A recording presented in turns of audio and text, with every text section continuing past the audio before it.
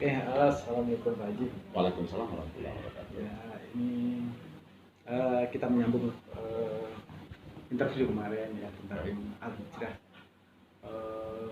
Ya, mungkin saya pengen menggali ilmu dan pengalaman Pak Haji, Pak Adli, ya, Mas Adli tentang al-hijrah. Kenapa sih bus ini sebagai owner dari al-hijrah? Kenapa namanya kok diambil al-hijrah?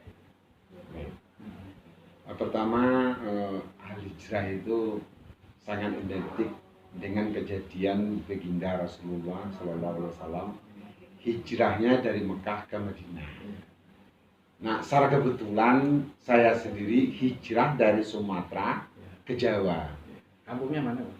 Kampung asli saya itu Pariaman, desanya Sunur. Nah, Sunur itu eh, dari kota Pariaman itu sekitar 4 kilo, kalau dari makam Syekh Burhanuddin itu juga 4 kilo. Nah, kira-kira begitu gambarannya. Saya orang pesisir, dekat pantai, kampung halaman saya. Nah, karena saya berada sekarang tuh lama di Pulau Jawa, makanya saya terbayang hal yang dua kaitan itu. Baginda Rasulullah itu hijrah, saya juga hijrah, saya abadikan lah nama PO itu al-hijrah. Nah, itulah dasar usulnya.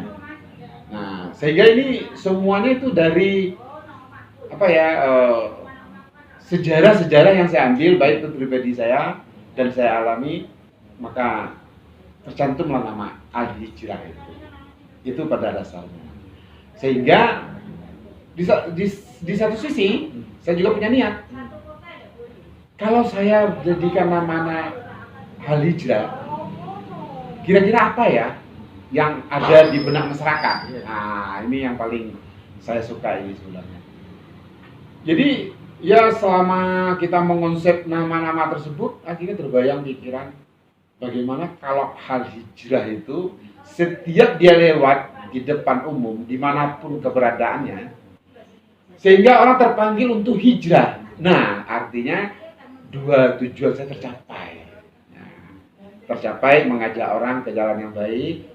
Nah, walaupun saya bukan orang yang baik ya, tapi kita berusaha untuk jadi lebih baik ya kan. Iya. Islamnya tetap Jalan. Jadi salah satu akhirnya menguatkan hati saya, Nah, proses perjalanan ini sehingga itu banyak tanggapan dari luar tuh yang menyepol. Menyepol. Wah, saya sangat setuju namanya. Saya sangat setuju dengan konsepnya, saya sangat setuju dengan niatnya owner dan lain sebagainya itu. Sehingga itu tuh menjadi menambah energi semangat kita. Wah, berarti nama ini suka disenangin orang mayoritas, terutama yang memberi respon kepada kita tadi. Itu loh Mas Andi. Jadi sehingga saya yakin, sampai saya berceloteh, insya Allah ini nanti al-hijrah ini bisa juga jadi acuan sama masyarakat, jadi bisa bekerja sama di bidang dakwah apalagi sebagainya, sarana pendidikan segala macam itu bisa bekerja sama. Karena memang niatnya untuk itu. Nah, di samping juga tentu kesejahteraan karyawannya, itu loh utama. Jadi saya sendiri bukan semata-mata mengejar ekonomi di sini, tapi ada nilai-nilai keagamaan yang saya bangun sebenarnya. Dengar-dengar ini sementara ini kan masih pariwisata. Iya. Dengar-dengar ada kemarin ada Pak Mas Adli itu kita kan mau buka untuk line ke Padang, ke Madura, ke Surabaya. Ya, niat itu ada Mas Andi. Jadi kemarin ini kita sudah ditawarin berupa bis armada. Ternyata itu belum deal. Sebelum deal itu ternyata juga AC-nya bukan yang kita inginkan. Contohnya Thermo King atau Denso ya kan. Karena siden AC-nya ya kita akhirnya pending dulu sementara. Insya Allah nanti dalam beberapa hari ke depan kita sudah pendekatan dengan lagi negosiator lah dengan pihak dealer. Ya, nanti kita juga hari Rabu insya Allah itu orang saya pergi ke Koroseri menanyakan untuk koroserinya. Ya insya Allah itu akan kita laksanakan. Mudah-mudahan doa masyarakat, doa yang masyarakat juga itu terlaksana dan bisa dinikmati oleh masyarakat, terutama kampung saya. Saya ingin sekali memberi fasilitas pada orang-orang yang ada di sana. Iya, sebabnya gini, itu rata-rata itu kan 36 jam orang di bis itu. Katakanlah yang di bis saja itu 30 jam, betapa lamanya. Jadi kita berilah fasilitas yang lebih baik. Nah, mudah-mudahan juga teman-teman saya dengar sekarang memperbaiki fasilitasnya jauh lebih baik lagi. Itulah keinginan saya. Kalau sudah ada yang lebih baik, saya justru tidak ingin sebenarnya ke sana, karena saya melihat itu kurang. Kadang-kadang juga jadi beban nanti. Jadi beban kadang-kadang saya guyon sama teman-teman yang ada di Jepara ini. Mas Adri, salah satu itu notaris. Loh, aku pergi ke kampung kok mobilnya kok begitu sakit pinggangku katanya. Jadi apa ya? Jadi cambuk bagi saya karena saya putra daerah sana. Kebetulan saya ada di amanahkan rezeki. Saya rasanya kok mampu kok tidak melaksanakan. Alangkah sia-sianya yang kemampuan diberikan itu. Berbagi Kebikin mata. Betul misalnya. Ini rencana armadanya apa? Ya kita memang beringin semua. Pakai Scania atau Volvo atau Mercy, antaranya itu aja. Jadi belum ada terminal yang lain. Bukan sebenarnya Hino juga bagus, tapi kita sementara belum ke situ.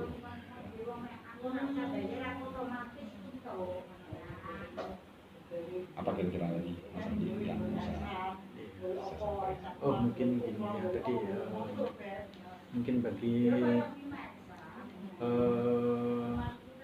insan perpesan ya, tadi saya dengar dari Mas Adri gitu, menggebu-gebu pada saat pandemi begini, Al-Hijrah datang, tapi tetap yakin dan dengan menatap masa depan. Kita kalau berusaha dengan serius, dengan kita sungguh-sungguh, kita akan berhasil.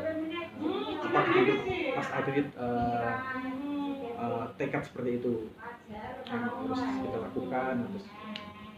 Iya, baik. Saya yakin pandemi atau COVID-19 semua orang tidak menginginkan dalam satu sisi ya. Tapi kalau kita mau belajar mengambil hikmah dari sini, alangkah baiknya kita belajar dari susah dulu. Nah, karena saya sebagai seorang pengusaha, kebetulan bergerak di bidang perbisan atau pariwisata sementara waktu dulu, itu sangat kena dampak dari corona tersebut. Tapi tidak mengecilkan semangat kita. Sebab apa? Saya yakin, ya kan, betapa banyaknya orang mencari nafkah melalui transportasi, pariwisata, perhotelan dan sebagainya yang berkaitan dengan corona tersebut, ya kan? Sehingga masa depannya tetap lebih baik kalau dia bisa menolak ke depan. Satu ya, keyakinan saya itu.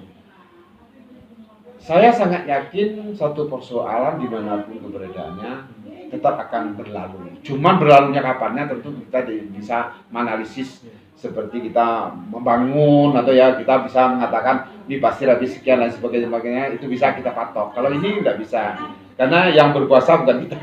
Nah, ini kekuasaan yang gaib yang tidak bisa ditembus oleh keilmuan kita. Kemampuan kita itu hanya sangat kecil dan dibandingkan kemampuan yang diberikan Tuhan yang Maha Kuasa tadi. Jadi salah satunya tadi, kenapa baik? Saya mengatakan, karena kita belajar dari sini. Nah ini loh yang paling penting. Hikmahnya kalau bagi saya ambil, saya belajar dari susah. Pada saat susah. Iya. Suatu saat nanti, walaupun sebenarnya kita tidak menginginkan, kita tidak tahu keadaan 2 tahun lagi, 3 tahun lagi, atau 5 tahun akan datang seperti apa, kita tidak mengerti. Kalau ada gelombang yang sama, atau mungkin lebih ekstrim dari ini, kita sudah bisa melewati gelombang yang pertama.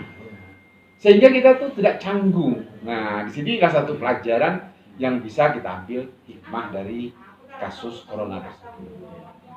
Nah, berjalan dengan itu, sehingga apa? Kita jadi sebagai pengusaha membuat kita lebih matang, ya kan? Jadi apa-apa tindakan yang harus kita ambil. Lalu bagaimana jalan keluarnya? Kita tidak mungkin loh terlena, terpaku, terdiam dalam keadaan seperti sekarang. Justru kita mencari jalan keluar. Apa jalan keluarnya? Lalu tidak juga bertentangan dari program-program pemerintah. Nah, kalau kita bisa keluar dari itu, alhamdulillah, artinya kita lulus ujian gelombang ini. Saya yakin teman-teman saya yang bergerak di bidang ini hal yang sama dipikirkannya. Saya yakin. Cuman kita ini sekarang sama-sama mencari metode. Terobosannya apa?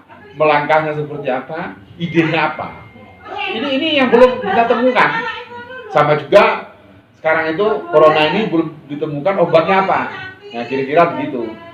Dari dalam keadaan begitu, kita sekarang menghibur diri. Nah, itu penting juga teman-teman yang bergerak di bidang ini. Jadi, yakinkan dan tanamkan di diri Anda masing-masing itu bahwa badai pasti berlalu. Itulah salah satu keyakinan saya. Walaupun kalimat itu saya ambil dari judul film. Ya, tapi juga tidak ada salahnya kita kalau meniru yang baik. Itulah yang harus kita jalankan.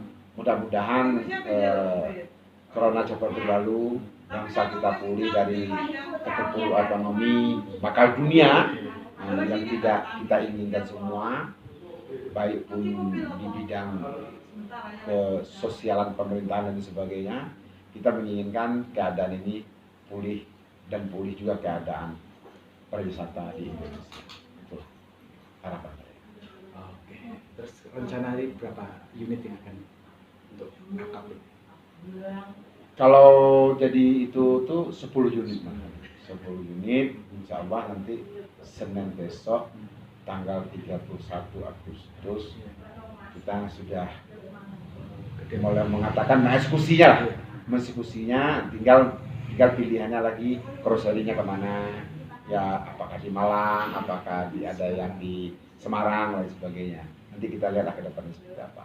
Yang jelasnya 10 unit kita sudah memastikan di situ.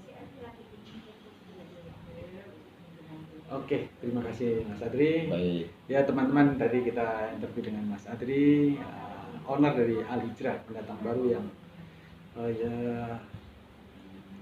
berani menatap masa depan dalam kondisi apapun, ya, tetap optimis, ya, karena memang pada saat seperti ini kita harus optimis, ya, tidak kita malah pesimis, karena segala sesuatu kalau dilaksanakan dengan tekad yang optimis, insya Allah. Oke, terima kasih Mas Adri. Baik, assalamualaikum warahmatullahi wabarakatuh. Oke, hai guys, selamat siang.